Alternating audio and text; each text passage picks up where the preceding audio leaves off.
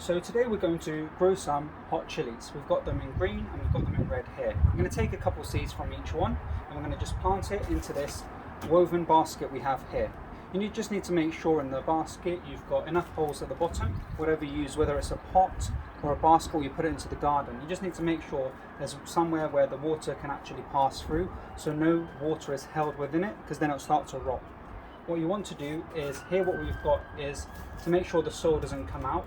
We've got some food grade plastic. You can put weed cloth barriers as well, you can use those as well. Just make sure the soil doesn't go through basically from the other side, although you've got a few holes at the bottom. First thing we're going to do is to get the seeds out. We've got these from the supermarket, so you just need to open them up and take the seeds out. And what we'll do is we'll make sure we use these chilies later to make some food with. So take some of these seeds out. Take a few. Because this one's going to only be able to hold one chili, we don't want to put too many seeds inside. Just make a little hole in the middle and pop these inside, just a couple, and then cover it back up. And what we're going to do is we're going to keep this well watered for a couple of weeks. I'm going to come back to it and hopefully we've got a chili that we can slowly see it growing, and I'll go through the progress with you until we get some hot chilies that we can use in our cooking.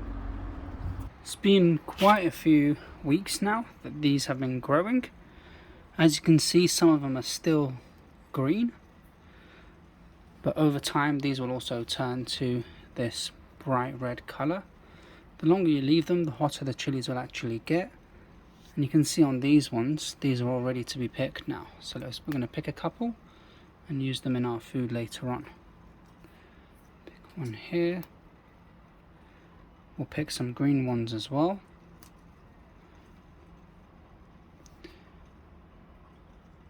But as you can see, just one of these plants gives quite a lot of a harvest here. It's probably about a good 50 or so chilies on this plant.